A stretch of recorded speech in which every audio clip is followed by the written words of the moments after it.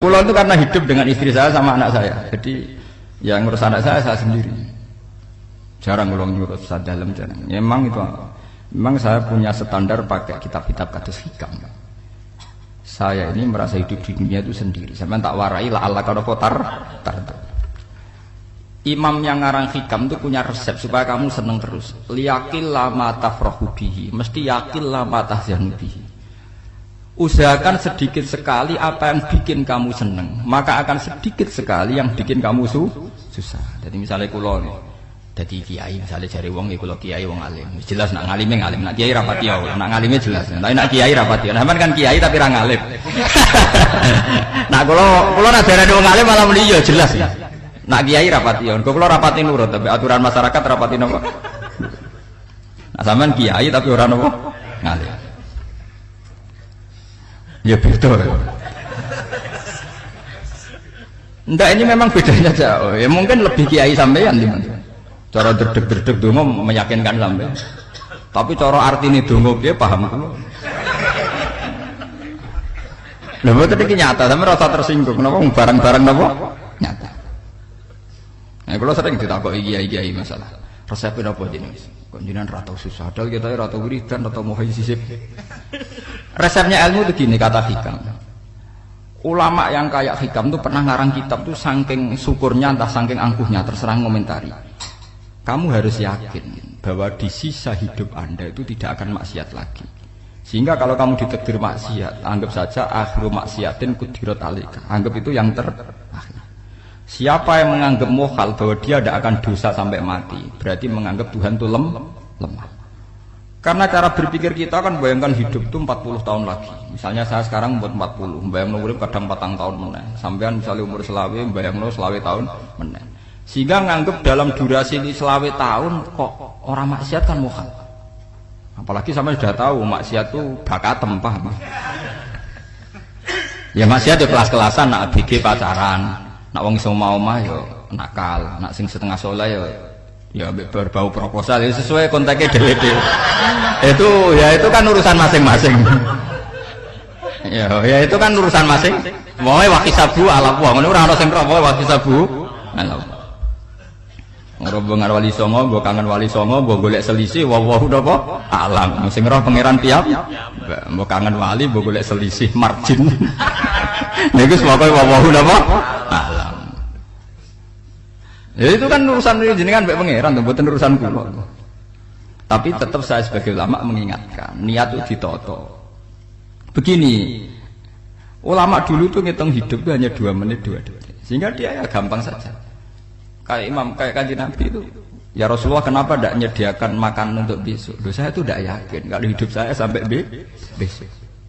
Ya sudah begitu cara, ya sudah tenang saja. Kalau sampean kan bayangkan hidup 4 tahun lagi, 5 tahun lagi, sehingga arah mangan wedi tenang. Padahal bolak-balik zaman cilik arah mangan tetap wedi. Jadi cara berpikir Nabi itu begitu. Begitu juga cara pikir sahabat, cara pikir ulama-ulama yang waras itu begitu. Loh, saya itu pernah melarat di Jogja zaman pertama merantau. Itu kalau santri saya bilang, Gus kok tidak punya beras nih? Tapi apa yakin nak sesuk urip Pak? Kowe buta mangan sesuk, anak sesuk ijek napa? Cara berpikir ulama itu begitu. Sehingga melihat maksiat juga gitu. Alhamdulillah aku ijek urip. 1 detik, 2 detik, 2 menit. Sehingga hidup. Dan itu sudah cukup untuk lafadzkan la ilaha illallah. Makanya kata yang ngarang hikam, betapa murahnya Allah. Surga itu hanya bisa dibeli dengan 2 menit. Karena surga itu senilai la ilaha illallah. Miftahul jannah la ilaha illallah. Itu cukup 1 menit. Berarti surga itu regane mau 1 menit. Dan karena dia nganggap hidup itu 1 menit ke depan la ilaha illallah, ya sudah. Dia ngitungnya hidup itu per menit. Kalau sampean kan enggak, per 10 tahun, per 20 tahun. Sehingga kriminal betul, cara pandang sampean itu kriminal betul. Sehingga bayangno kudu di duwe, kudu di bojo, nak kiai kudu di pengaruh. Lah kalau saya enggak. Saya meskipun tidak sehebat itu, tapi mewarisi keilmuan mereka. Jadi misalnya saya jadi ulama, itu bayangno di santri mau sitok. Islam pokoknya ke Ahmadiyah ya gitu saja. Ya pokoknya sudah gitu. Orang bayangno santri sing pampinan takwa khusuk salam tempel demen gelo. Demen apa? Lo tanyakan santri-santri saya itu mungkin belum pernah nyuruh istri saya bikin kopi. Bisa dihitung. Karena saya itu sederhana saja. Misalnya saya pergi dari Jogja, ini yang nyata salam. Bayangno bojo gue semaca gawekno kopi, bukakno lawang malah kecewa.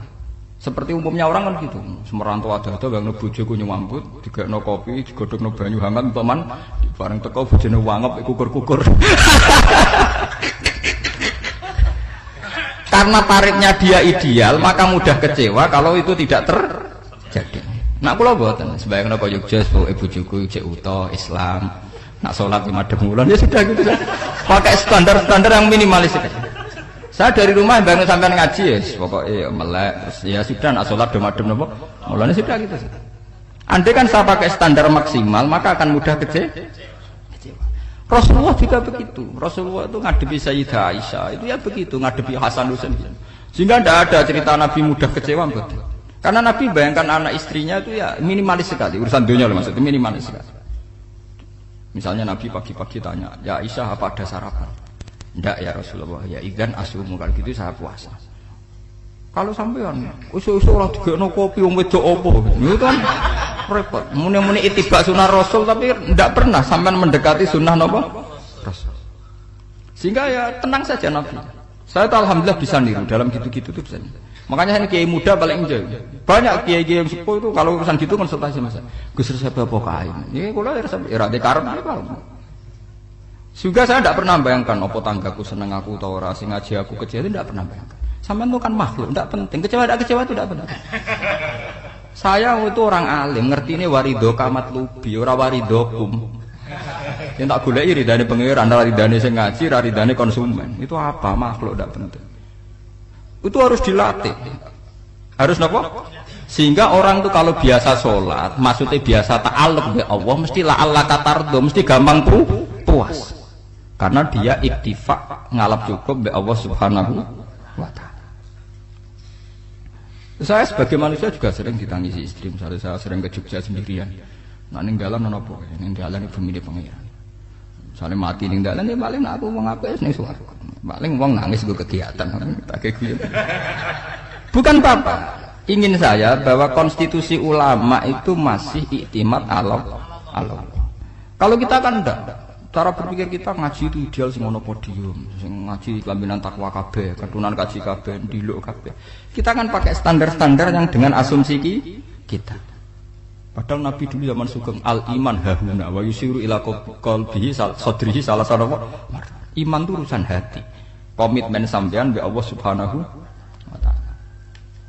Nah ini resepnya. Makanya kata hikam liyaqillah ma tafrahu bihi, mesti yakinlah ma tahzanu bihi. Sedikitlah kamu gembira dengan satu hal, nanti akan sedikit kamu yang kecewa. Artinya misalnya kados kula sebagai ulama seneng kula nu kok ijek iman, ya kayak wong awam. Ya sudah gitu. Jadi misalnya suatu saat kula jatuh, yang ngaji saya gak semeneng dadi kupeding. Wong sing seneng kula bubar kabeh. Kula ya ora susah, miskola darah bener. Gus saiki jenengan ora sing seneng. Ya tenang saja. Sing ora seneng ya makhluk-makhluk ora jelas. Dan status mereka tetap layadurru walayam. Ini harus dilatih. Sehingga Nabi itu ya meskipun beliau itu perang, sahabatnya meninggal ya tenang saja. Nabi cara berpikir yang meninggal mereka mati syahid, yang masih hidup dianggap berpotensi melakukan kebaikan. Sama tak warai resep-resep dari Rasulullah SAW. Saya ini sebetulnya memaksa, menjelaskan ini maksa karena saya inginnya jadi ulama yang kayak umumnya orang. Tidak ideal amat. Tapi kan saya ditakdir ilmunya itu ideal. Jadi terpaksa saya jelaskan. Tapi kalau perilaku saya tidak akan ideal. Soalnya ngawur. Saake mari gufuri pengiran nganggur bolak-balik cerita.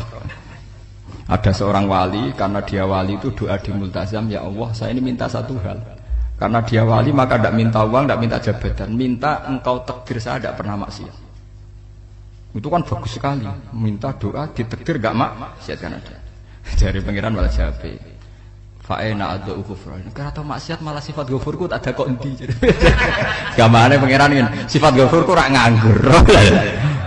Malahnya tidak ada orang selain Nabi kecuali ditakdir tahu maksiat. Ben sifat ghafure pangeran efektif. Paham napa? Lah sampean kan ghafure mbok nggo kabeh. Dadi karek sajidul iqab. Karena maksiate sampean wis sering. Jadi sifat ghafure wis berlaku aktif.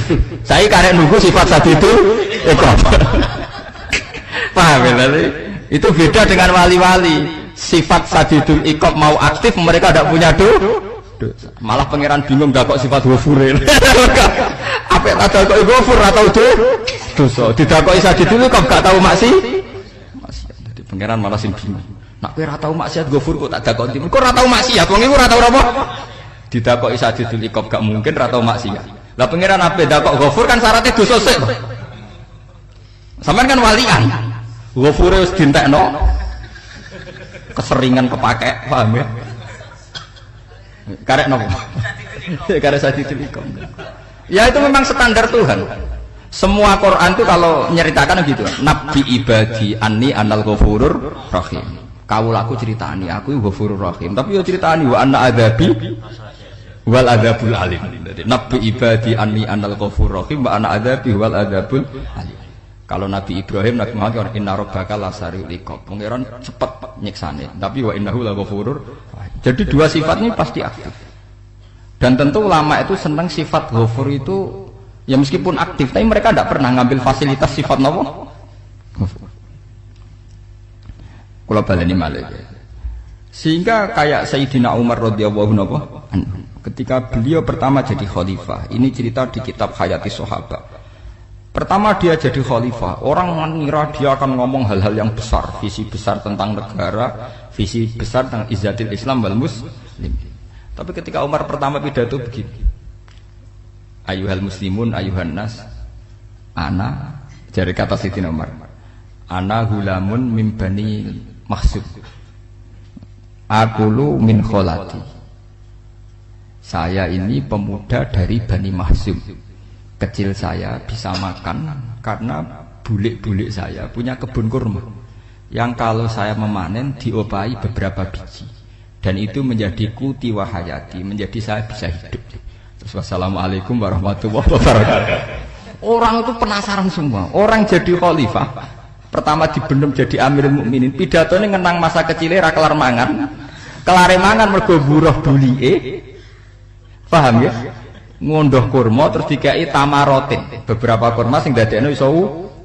Dan itu saya pakai sampai ketemu Allah Subhanahu wa taala saya pakai. Misalnya sekarang saya mulya, misalnya kalau dibilang mulya, ya ono sing nyucup, ono sing husnudzon, ono sing hormat, ya macam-macam sawangane. Itu bodoh sekali kalau saya menikmati itu, bodoh sekali. Paling banter nikmati dicucup, dihormati itu apa? Tapi kalau nikmatnya bisa makan saat itu tuh nyawa.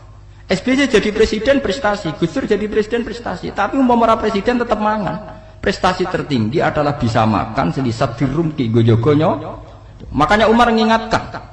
Sebetulnya nikmat tertinggi saya itu tidak saat saya jadi khalifah, saat itu kok aku iso mangan, cara gak aku mati. Paham ya? Jadi itu luar biasa. Kita ini kan menjadi angkuh karena ngitung nikmat itu yang besar-besar, punya prestasi, punya. Kalau saya enggak, ngitung nikmat itu kelar mangan gak mati, kan gampang. Sehingga saya tidak mudah kecewa karena tarifnya minimalis, gak gampang apa? Jadi misalnya kalau kapan-kapan kok berhubung, Gus ini Tuhan rasanya jenengan ngeten-ngeten. Oh makhluk itu ya gak apa-apa. Kalau disetatuskan kiai kan seakan-akan ngomongnya sakral, seakan-akan mandi. Tapi nak tak status, oh makhluk itu ngomong ngono ya sudah kan. Menjadi ringan kan kalau distatuskan sebagai apa? Makhluk. Tentu makhluk statusnya la yadurru wala yanfa. Nah di sini ini pentingnya orang-orang ahli tauhid tentu tidak punya kesusahan. Innal ladzina qalu rabbuna Allah tsummas taqamu. Itu mesti tidak ada kesusahan sama sekali. Misalnya ulama-ulama dulu mau mati ya tenang saja. Mati kedua itu mati paling menantang, menyenangkan sekali. Karena mati yang seru itu mati zaman Al-Adam. Misalnya saya kelahiran tahun 70. Tahun 40-50 kan belum ada saya. Itu mati yang sejati karena Al-Adam. Kenapa? Al-Adam tidak ada. Mati yang nanti itu mati yang petualangan. Karena saya mati setelah menyaksikan kekuasaan Allah. Setelah husnudzon sama Allah. Sehingga mati yang menuruti kerinduan. Akan ketemu sang kekasih. Makanya Jalaluddin Ar-Rumi ketika mau meninggal dan orang-orang muridnya nangis, dia marah-marah. Hei murid-muridku, betapa bodohnya engkau. Saat kayak ini yang saya tunggu. Saya sudah menyesal berpisah sampai Allah zat yang tak seneng. Aku kecewa waktu makhluk-makhluk koyo kowe. Saiki wis wayahe aku goleki khalik zat sing tak senengi malah mbok tangi. Cek bodone kowe. Saat-saat sing tak enten-enteni malah mbok tangi. Betapa aku lamanya menunggu kematian ini. Mergo hidup itu keterpisahanku mbek Allah. Kemen ketemu kowe jare. Mulane Jalaluddin Rumilah yang mengistilahkan mati itu malam pengantin. Makanya fal'an awanul firaq minkum wa awanul wisol bihabibi. Ini saat yang indah karena ketemu dengan berpisah dari makhluk-makhluk yang tidak penting menuju sama habibi kekasihku. Jadi yang istilahkan mati itu malam penganten. Semenjak istilah itu populer sehingga di Jawa ana ngipi dadi nganten takwilane mati. Itu filosofi sufi, ya filosofi napa? Lah niku tenan. Begitu juga sahabat-sahabat dulu. Bilal itu mau meninggal, anaknya udah nangis. Bilal lagu ya. Ditanya sama anaknya, kenapa anak-anak kamu nangis? Nah jenengan badhe kapundhut. Aku malah seneng nang mati. Hudan nalqal akhibah Muhammadan wa hizbah. Aku nak urip ketemune mbek kowe terus. Malah nak mati ketemu Nabi Muhammad. Hudan nalqal akhibah Muhammadan wa hizbah. Nah, dengan cara pandang begitu maka hidup itu enjoy saja. Ya, saya sebenarnya keberatan pakai kelas ini, keberatan karena saya harus ngulang sampean-sampean itu.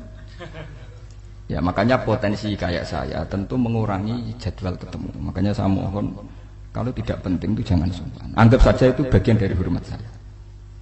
Ya minimal sampean misalnya di duwe 50.000 nggo jajan pentol anak lha opo mengko suwan bareng malah repot. Wis ganggu wong anak keleleran, Pak. Lah misalnya sampean kepen takok hukum, wong nek ora pinter hukume takokane ya ringan, takok kiye tanggam paling iso. Karena pertanyaan yang ringan tentu ya ringan-ringan saja kan. Gak perlu kiai kaliber. Sampeyan ora usah GR. Kula pertanyaane angel Gus gak ono sing iso jawab. Wong nek ora alim tahke, iku pertanyaane ya ora pati mutu. Iku wis kangelan ngoten. Ini mboten ngenyek tapi padha enak. Padha apa? Makanya kalau latih. Jadi hikam sendiri itu ada manhaj, ada metode. Kalau orang supaya tardo, liyakillah ma tafrahu bi, yakillah ma tahzanu. Anak saya itu kalau habis main pulang, itu saya senengnya pol. Istri saya pernah jangan. Gus, anak mulai senengnya dik piro-piro, anakku gelem mulai ning omahku. Misalnya minggat terus piye. Saya itu anakku lo main mulai itu seneng. Piro-piro anakku mulai ning omahku. Dipanggil anak saya bapak itu senengnya sak boleh. Piro-piro ana sing manggil bapak. Jadi saya pakai standar minimalis sekali. Saya tidak pernah pakai tarif. Dia anak yang ideal dihormati orang. Sampai anakku sujud ning pangeran, ngerti pentingnya maca tasbih. Makanya anak saya tak namakan tasbih semua. Itu ya sudah. Saya tidak pernah bayangkan anak saya jadi kayak besar dihormati cuma. Mari gampang kecil. Ya, sekolah kan Sayyidina Umar. Saya pemuda dari Bani Mahzum. Yang kecilnya bisa makan karena buruh bulikku. Akal tuh tamarot. Wah itu saya baca tuh nangis betul. Betapa hebatnya Sayyidina Umar. Mengingatkan ulang bahwa nikmat tertinggi itu ya makan, karena makan kaitannya nyawa. Orang jadi bupati, enggak jadi bupati tetap makan. Jadi kalau ngatain saya tarifnya minimalis sekali. Oh, kalau orang sudah makan gitu, lah Allah katar mudah sekali. Tapi kalau sampai tarifnya ideal, harus dia mobil kudu sangune akeh. Mosok gue mobil gak sangu akeh. Barang wis sangu akeh kudu gue penderek. Mosok kere lunga wong sugih kok lunga tanpa penderek. Barang pendereke maju. Mosok ora kena dikeloni jadi malah repot.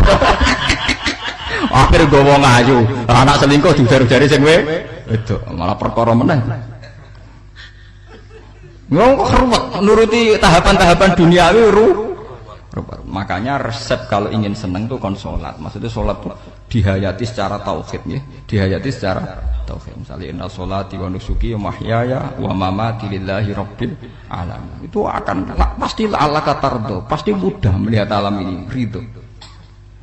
Ini satu sekelumit ya, dari resep seorang ulama yang saya meniru beberapa di kitab Hayati Sahabat, di kitab Hikam, dan meniru terutama semuanya sanad dari Rasulullah Shallallahu Alaihi Wasallam. Makanya suatu saat Nabi itu kagum. Abdullah bin Mas'ud itu jalan-jalan dan dikawal oleh beberapa malaikat. Terus Nabi itu heran. Ya Abdullah, kenapa malaikat itu selalu mengawal kamu? Terus kata Abdullah bin Mas'ud, ya Rasulullah, inilah akhtu khutwatan illa wa azunnu alla akhtu wa ukhra. Wa ma akaltu luqmatan illa wa azunnu alla alqamu ukhra. Saya itu tidak pernah melangkah kecuali saya tidak pernah yakin apa betul saya bisa melangkah lagi. Jadi perlangkahnya itu dia iktimat Allah. Dan saya tidak pernah mengunyah satu kunyahan kecuali saya tidak yakin apa betul saya bisa mengunyah lagi. Sehingga setiap kunyahannya tetap semuanya bernada Bismillah. Semua itu atas nama pertolongan Allah. Terus kata Rasulullah, orang kayak kamu itu andaikan saya ada nabi terakhir itu jadi nabi. Jadi kemana? Makanya dulu Nabi itu sering ngendikan, adekan orang-orang kayak gitu itu ada nubuah, tentu mereka punya derajat napa? Nubuah. Jadi tidak jadi Nabi tapi punya derajat napa? Nubuah. Lah orang yang cara berpikir gitu tentu tidak khawatir apa yang hilang dari dirinya, karena dia berkontrak dengan Tuhan hanya per menit per detik. Mulane hikam punya resep al-mu'min yusiru sana Allah min ayyakuna li nafsi dzakiran. Seorang mukmin yang sejati tentu kontraknya dengan Allah Subhanahu wa taala dan dia tidak pernah ingat dirinya sendiri. Kayak sampean pas umat tapiil, Allahu Akbar, Allah Maha Besar, subhanak. Selalu ana wong ngrasani ya ora ali, termasuk lali utange barang niku. Tapi yang jelas kan menjadi enjoy dengan dirinya sendiri. Paham ya? Menjadi enjoy dengan dirinya karena dia tidak sering punya kontrak dengan makhluk. Nah ini maksudnya Allah kan apa? Janganlah ala katarta kamu pandang, apa nak sholat terus kabul kajati, apa nak sholat terus untuk duit ya ber nama bermun. Karena cara berpikir iso aja nak duit ya. Dan ini resep ya, dan resep ini dari ulama-ulama yang istinad ila Rasulullah Shallallahu Alaihi Wasallam. Karena kalau Nabi itu memang cara pandang begitu. Aisyah itu pernah ditanya, ya Aisyah, saya ini ingin makan, apa daging yang dari sahabat ini masih? Wah ya Rasulullah sudah habis karena tak kasihkan tetangga. Itu Nabi tidak marah-marah, malah bilang, kamu benar Aisyah, kamu keliru, yang kamu kasihkan tuh yang masih. Kau nak daging dipangan dewe kadang nuruti nafsu, nak dikekno wong sudah kau nuruti perintah pengen. Jadi kanjeng Nabi beneran Aisyah dagingnya mijek. Mongko ana tiyang kok malah ijek, sing mbok sudah kok malah sing ijek. Cara berpikir Nabi itu begitu. Tapi tahu-tahu disederhanakan sunnah Nabi serbanan. Lah itu kan ya memang itu bagian dari sunnah Nabi, tapi sunnah seharga 10.000. Paham ya? Ini monggo mawon sampean sunnah Nabi serbanan gitu, tapi itu sunnah yang bisa dibeli dengan murah. Hakikatnya sunnah Nabi itu rata-rata bentuknya perilaku. Napa? Sampean delok dawuh Aisyah tengene tibak berjanji. Kana khuluquhul Qur'an wa shimatuhul ghufran yansahu lil insan wa yafsahu fil ihsan. Wa ya'fu 'anil dzambi idza kana fi haqqihi wa sababi. Kana khuluquhul Qur'an, Nabi ku akhlak dasare wis kaya Quran plek. Urusane akhlak. Wa shimatuhul ghufran, ciri utama sifatnya Nabi gampang nyepuro. Yansahu lil insan. Dan Nabi punya niat baik pada seluruh manusia. Wa yafsahu fil ihsan, sering melakukan ihsan. Lah nek sunah Nabi ngoten kan luwih sering kula Quran ya wis hafal mulang. Wasimatu ghufran kula gampang nyepuro, sampean ngaji angop ya ora tau tak amuk. Yang sahulil insan kula bedina nasihati tiyang wong mulang.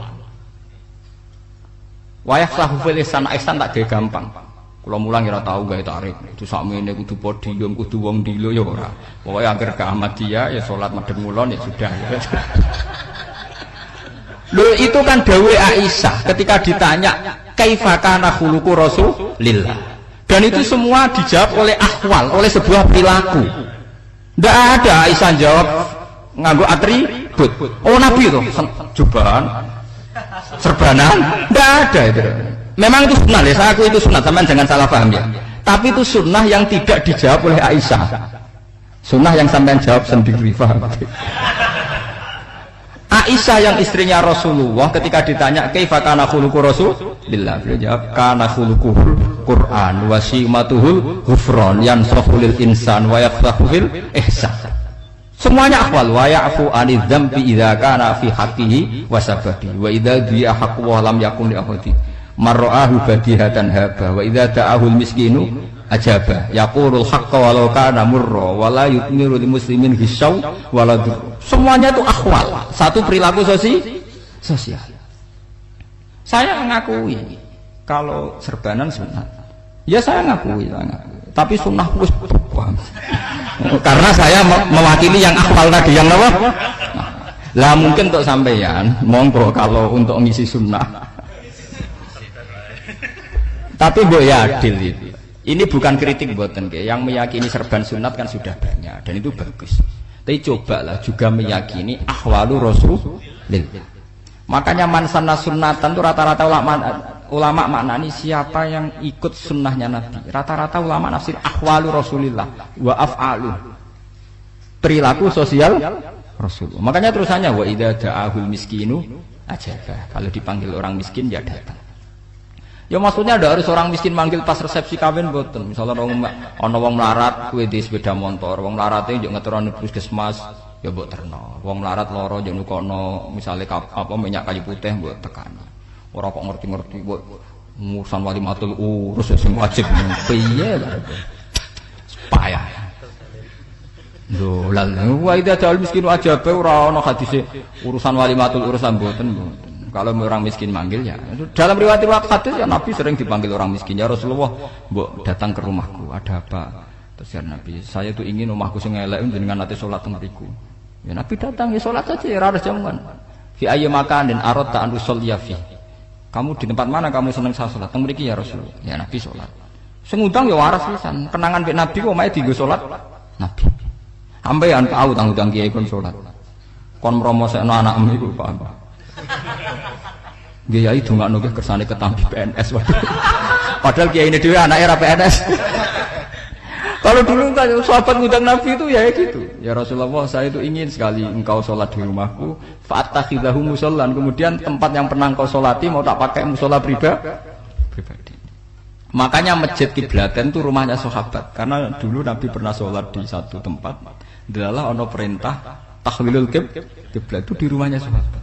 Itu sahabat dulu itu kalau ngaturi Nabi itu kenanya ingin Nabi pernah sholat di situ. Nah, ilmu ngeten ini mentek. Ya, untungnya enten kula, dadi ana sing eling-eling ya, Bang. Nah, sampean kudu syukur ya. Artinya syukur ya. Orang kayak saya itu ndak usah sampean dikte-dikte ngikuti hukum adat.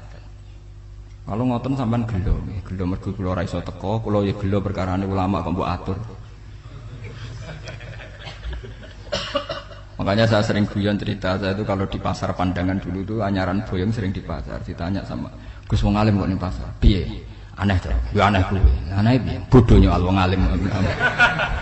Kadang masyarakat itu tidak sadar keanehan dirinya sendiri.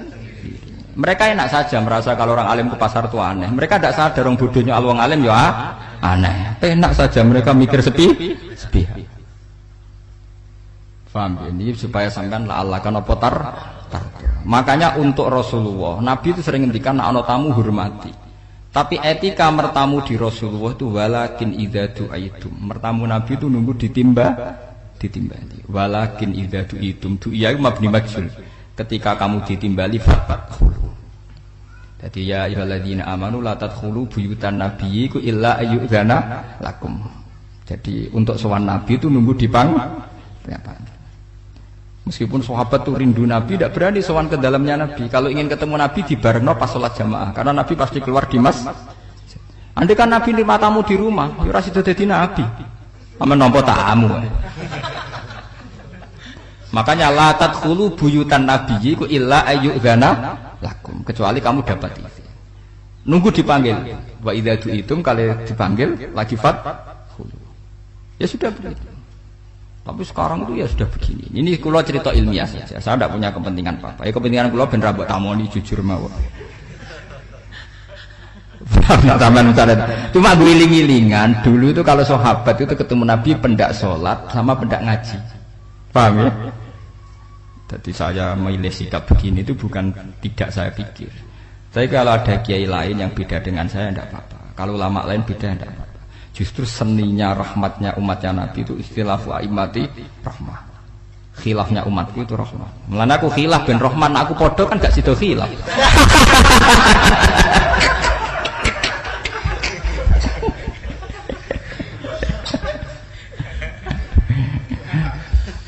Dasar buat khilaf. Jadi sepertinya jelas ya ayyuhalladzina amanu la tadkhulu buyutan nabi la yudzana lakum la ta'amin ghairu nazirina inna walakin idza du'itum. Kalau kamu ditim. Nah, padahal setelah tidak ada nabi tentu yang mewarisi nabi adalah ulama. Ya minimal itu ya ulama itu pokoknya kula kenangan jenengan yang ngaji. Kenal Gus Ba ya kenal nabi pas ngaji ya sudah gitu. Sahabat kenangannya sama nabi ya gitu. Nabi roh jenengem ora cuma aku bedina jamaah mbek Nabi. Ya sudah gitu kenangannya. Yang kenal Nabi ya sahabat papan-papan atas ya. Makanya sahabat itu ribuan tapi pancete sing muncul ning hadis Abu Bakar, Umar, Utsman, Ali. Karena yang lain memang enggak kenal, hanya ikut sholat, ikut Jadi ya tidak ada cuma nggak tahu muncul nih apa hadis muncul jamun minas sahabah waduh munculnya rombongan ya karena mereka kenalnya Nabi ya benda sholat benda apa ngaji paham gitu terus niki kula sukani resep liyaqilla ma tafrahu bihi mesti yaqilla ma tahzanu bihi supaya sedikit sekali yang bikin kamu senang maka akan sedikit sekali yang bikin kamu jadi misalnya kita bayangno bojo ngoten bojoku alhamdulillah aja Islam nak salat madhepmu jadi misalnya roh cerewete roh judese roh kukur-kukure mbek angop tenang tenang mergo jais tenang karena tarifnya mini jajal misalnya tarif bojo kudu senyum teko wis maca bareng roe teko angop waduh wis bar dari hikam gampang makanya hikam itu punya cerita suatu saat seorang raja itu dapat kiriman gelas keramik yang indah sekali dari Zabarjat terus bertatahkan intan pokoknya serba mewah raja itu senang sekali ketika tanya penasihatnya menurut kamu gimana gelas ini ya gelas ini indah sekali tapi sebaiknya raja ndak punya aja loh saya senang kok sebaiknya ndak punya saking senangnya raja itu tiap minum pakai gelas itu kalau ndak ada nggak mau minum suatu saat gelas itu pecah susah sekali raja memanggil penasihat iya bener kamu kalau saya dulu tidak punya malah tahu pecah jadi dulu raja itu yang gelas atom gelem gelas biasa gelem kan menjadi bunga yang gampang kan ringan tapi sekarang bunganya bersyarat kan menjadi tambah repot sama aku di sini untuk bojo aku asal wedok sampai sholat madem mulat wis seneng tapi setelah kamu pakai tarif yang macam-macam kan tambah senengnya ngenteni macak ngenteni ramah ngenteni servis kan repot tapi aku bojo kula sering janggal kepengen kula niku ngamuk iki kula bilang ngamuk apa kowe Islam kowe ya rohku ya Islam ya salat ketoke madhep wulan nang ngamuk urusan apa ya aneh memang cara berkeluarga saya aneh tapi aneh yang waras timbang sampean umumnya orang umum tapi tidak bener karena tarifnya kebanyakan nah, itu jenis apa liyaqilla ma tafrahu bihi mesti yaqilla ma tahzanu